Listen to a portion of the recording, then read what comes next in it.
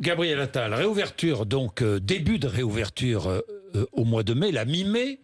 Vous aviez parlé de la mi-avril, je ne vais pas revenir là-dessus. Hein, vous étiez un peu rapide dans votre estimation.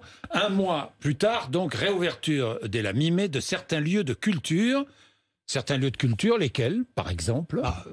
On verra, c'est-à-dire le président l'a pas dit hier. Certains lieux de culture, il a une idée quand même. Oui, on va l'anticiper, Jean-Jacques Bourdin. Oui. Par exemple, on a toujours dit, c'est le Premier ministre qui l'avait dit, donc je ne fais pas d'annonce ici, que probablement que les musées feraient partie des premiers lieux de culture à pouvoir rouvrir.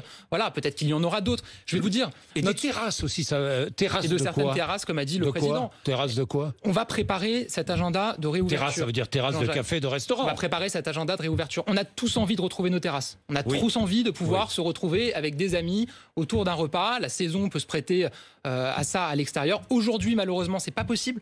Et il faut, encore une fois, limiter au maximum nos contacts. Mais ça s'anticipe et ça se prépare. Et on a le déploiement de la vaccination qui est un formidable espoir pour faire diminuer la circulation du virus. Et donc ça, plus la météo qui est plus favorable avec la saison du printemps qui arrive, oui, tout à fait. On travaille aujourd'hui sur, comme l'a dit le président, un agenda de réouverture qui pourrait démarrer dès la mi-mai.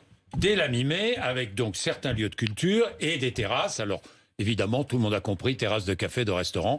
Nous verrons, mais il y a ce calendrier donc qui est annoncé pour la culture, pour le sport, pour le loisir, pour l'événementiel, pour les cafés, pour les restaurants.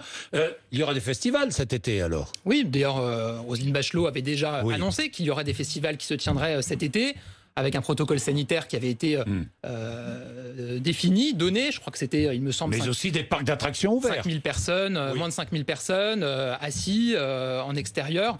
Évidemment, en fonction de la circulation du virus, on adaptera ça. Et notre souhait, évidemment, c'est que les Français puissent passer un été, vacances normales. J'ai envie de dire, le plus normal possible. Peut-être que le virus sera encore dans nos esprits, peut-être qu'il sera encore un peu dans nos vies. Mais ce qui est certain, Jean-Jacques Bourdin, c'est qu'on aura fait un progrès majeur grâce à la vaccination.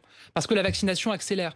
Parce qu'on sera à au moins 10 millions de personnes vaccinées à la mi-avril. On a annoncé 20 millions à la mi-mai, 30 millions à la mi-juin. Et tous les Français qui le souhaitent se seront vus proposer un vaccin d'ici à la fin de l'été. Et c'est ça, la lumière au bout du tunnel. La lumière au bout du tunnel, c'est que la vaccination se déploie, qu'elle a déjà un impact sur l'épidémie et qu'elle en aura un de plus en plus important à mesure qu'on vaccinera les Français.